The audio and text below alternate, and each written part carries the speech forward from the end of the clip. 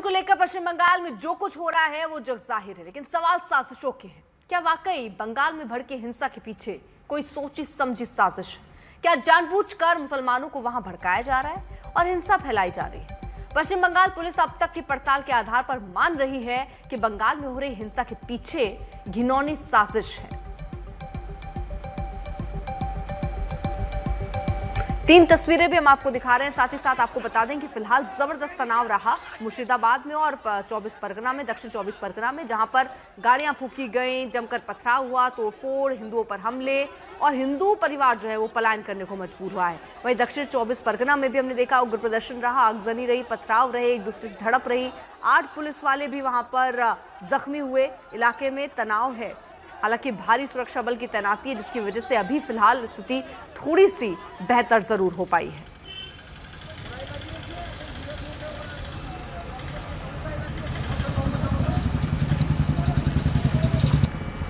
अच्छी बात यह है कि मुर्शिदाबाद में हालात पटरी पर हैं। सुरक्षा बलों की लगातार तैनाती का असर हुआ है। 4 दिन से हिंसा की कोई घटना नहीं हुई। अब धीरे धीरे बाजार खुलने लगे हैं। मुर्शिदाबाद के हिंसाग्रस्त इलाकों में स्थिति और हालात अब धीरे धीरे सामान्य हो रहे हैं। जो दुकान बाजार पिछले 4 दिनों से बंद पड़े थे, अब धीरे धीरे खुलने शुरू हो गए हैं। लोगों का आवागमन, जो स्ट्रीट्स थे, जो रास्ते थे, सड़कें थी, सुनसान पड़ी हुई थी, वो भी अब व्यस्त होने लगी हैं। जो ई रिक्शा यहाँ से गायब हो गए थे क्योंकि पैसेंजर्स ही नहीं थे। एक तरह से कर्फ्यू का पूरा वातावरण था, वो धीरे धीरे अब सामान्य की ओर तब्दील हो रहा है। आप देख सकते हैं इन्हीं इलाकों में शुक्रवार को जो हिंसा भड़की थी उसके निशान अब भी मौजूद हैं और शुक्रवार के बाद शनिवार को भी हिंसा हुई थी, लेकिन उसके बाद से हिंसा नहीं हुई। भारी डिप्लॉयमेंट हुआ सीआईएसएफ और बीएसएफ का, बंगाल पुलिस का भी भारी डिप्लॉयमेंट हुआ और अब हालात थोड़े सामान्य जरूर हुए हैं। हालांकि एक भरोसा कायम करने की जरूरत है लोगों में, खास तौर पर जो हिंदू समुदाय है, कि आप यहां पर वापस रह सकते हैं और उसके लिए लेकिन अभी काफी वक्त लगेगा। फिलहाल के लिए बीएसएफ और सीआईएसएफ और पुलिस की तैनाती ने हालात को सामान्य की ओर बढ़ाना तो शुरू कर दिया है, लेकिन पूरी तरह से सामान्य अभी होने में समय लगेगा। कैमरामैन श्याम के साथ अनुपम मिश्र, आज तक, मुर्शिदाबाद, शमशेरगंज। वक्फ कानून को लेकर पश्चिम बंगाल में जो कुछ हो रहा है वो जग जाहिर है, लेकिन सवाल साजिशों के हैं कि आखिरकार क्या वाकई इसके पीछे साजिश है?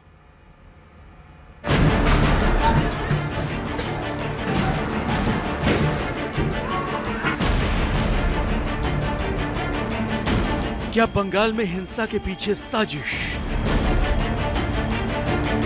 वक्फ कानून के नाम पर मुस्लिमों को उकसाया जा रहा है।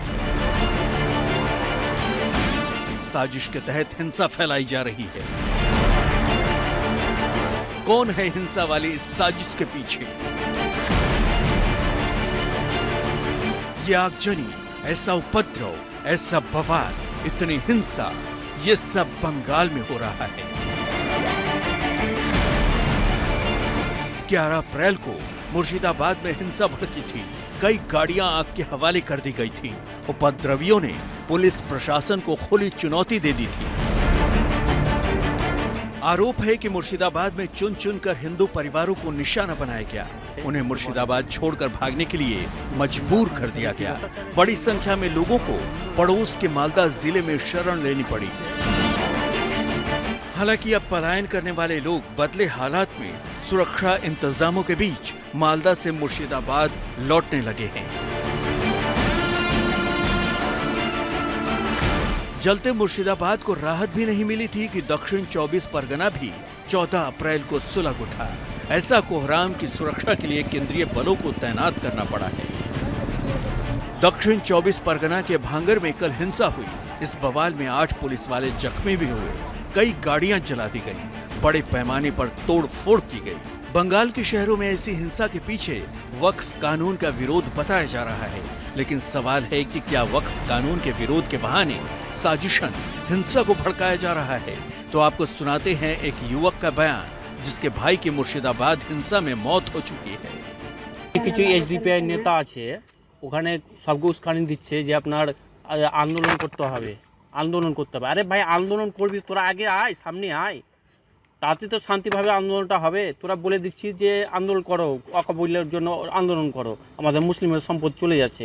তো তোরা তো সামনে যাচ্ছিস না ভাই, ওই 15-20 বছরের ছেলেকে পাঠিয়ে দিচ্ছিস। এই যে ওই ছেলেটার বাবা হারিয়ে গেল, তো ওই ছেলেটার বাবার ছেলেটার দায়িত্ব কে নেবে? ওরা নিবে?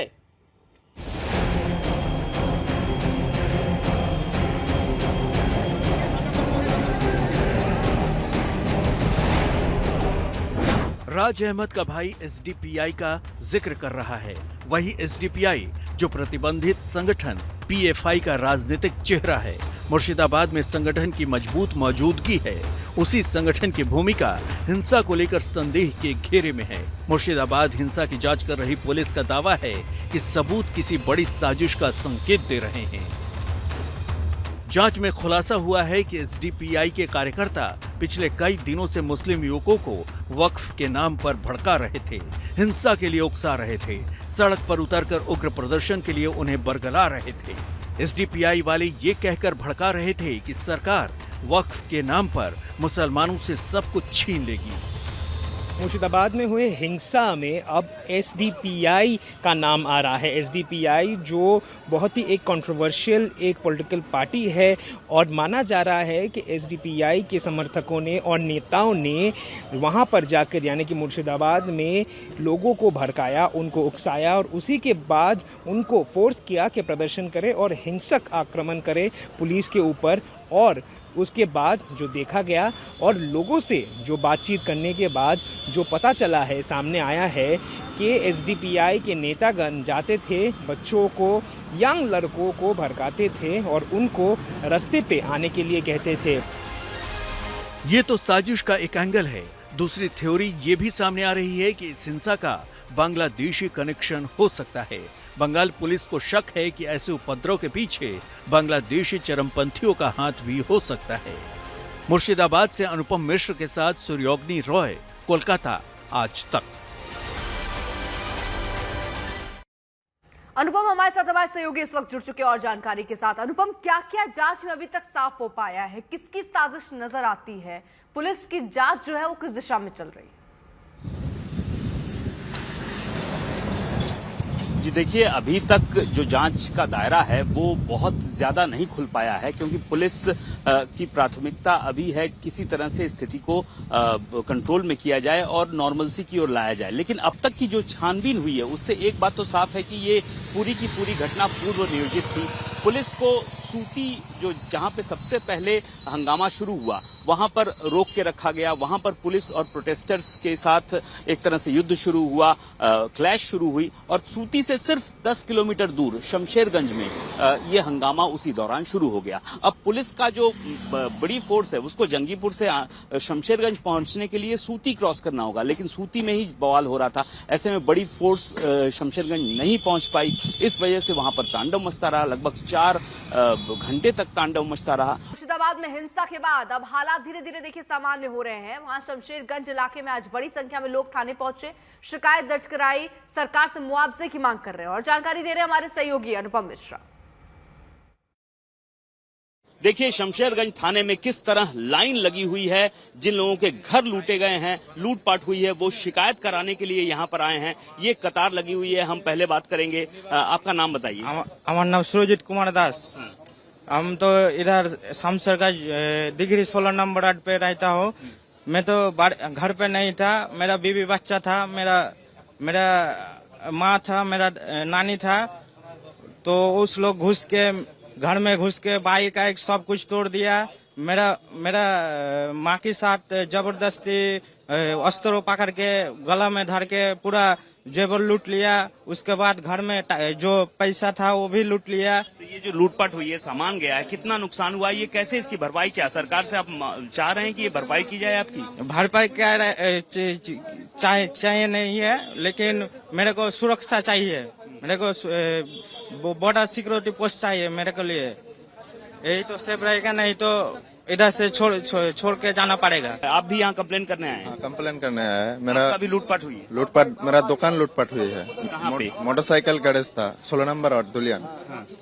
मोटरसाइकिल मैसिंग वगैरह था, पंप वाला मैसिंग था, बहुत सारे रेंज थे, माल विभिन्न धरण माल टाल सब था, सब लूट करके ले चले गए। आपका नाम? हमारा नाम देवदास है। सब लूट लिया? सब लूट लिया। आप भी कंप्लेन लिखाने आए हैं? हाँ, ये मेरे पापा हैं। बाबा है। आप लोगों का क्या लूटपाट हुई है, कैसा हुआ? वो मेरा घर में आया था, जो 500 या 600 लोग आया था, उसके घर में घुसकर सब कुछ लूट लिया। उसके बाद सुकांता मजूमदार ने ममता बनर्जी पर गंभीर आरोप लगाए। महिलाओं के साथ जिस तरीके की बदसलूकी हुई है, इज्जत लेने की कोशिश हुई, महिलाएं खुद बोल रही है। एक महिला मुख्यमंत्री होने के बावजूद अगर भारत में ऐसी घटना घट रही है तो उस महिला मुख्यमंत्री का कोई मोरल राइट नहीं है अपने पद पर बैठे रहने की। उनको अभी भी इस्तीफा दे देनी चाहिए। और क्या वो मुसलमान बुद्धिजीवी और क्या मौलाना उसे 16 तारीख को मीटिंग करने, अरे इनसे मीटिंग करनी चाहिए। खुद बोल रहे हैं, इनके साड़ी पकड़ के खोलने की कोशिश की गई, इज्जत लेने की कोशिश की गई, पूरा घर जला दिया गया। जब घर के अंदर छुप गए, बाहर से कुंडी लगाकर आग जलाने की कोशिश की। अरे आप गोधरा की बात करते हैं, गुजरात की बात करते हैं, आज क्या हो गया? बंगाल को आपने तो भयंकर स्थिति में लाके बांग्लादेश बना दिया। ये जो भयानक स्थिति बंगाल में बना के रखा है, पूरे बंगाल के लोगों को मैं अनुरोध करूंगा कि आप एक बार देखिए कि क्या स्थिति बना के इन लोगों ने रख दी है। ममता बनर्जी ने लंदन बनाएंगे बोला था, कोलकाता को। लंदन तो छोड़िए, ये तो अलकायदा का जगह बना दिया, बांग्लादेश बना दिया। वो पुलिस यहाँ पे मीडिया को घुसने नहीं देती। मीडिया से अगर लोगों को पता चल जाएगा, पूरे भारत के लोग जान पाएंगे कि क्या चल रहा है। मैं पूरे भारत के लोगों से, जो हिंदू हो या बाकी उस दूसरे धर्म को हो, मैं उनसे अनुरोध करूंगा कि आप आइए, आके देखिए और इनके साथ खड़े होइए। इस तरफ राजनीति चल रही, दूसरी तरफ ममता बनर्जी उपद्रवियों से सीधे तौर पर कह रही हैं कि किसी भी कीमत पर हिंसा सही नहीं जाएगी। वो वैसे भी पहले कह चुकी हैं कि वक्फ कानून बंगाल में लागू नहीं होगा। সবাইকে বলবো, শান্তিপূর্ণভাবে গণতান্ত্রিক আন্দোলন করার অধিকার সকলের আছে, উইথ পারমিশন। বাট প্লিজ দয়া করে সে যেই হোক, ABCDEFG যেই বা হোক, আইন কখনো হাতে তুলে নেবেন না। আইনের জন্য তো আইনের রক্ষক আছে, আইনের ভক্ষক তো দরকার নেই। তাই আপনাদের অনুরোধ করব, কেউ কেউ প্ররোচনা দেবে কোনো ব্যাপারে, কিন্তু প্ররোচিত হবেন না। প্ররোচনার সময় যে মাথা ঠান্ডা রাখে, সেই তো আসল জয় করে, তাই তো আসল জয় হয়।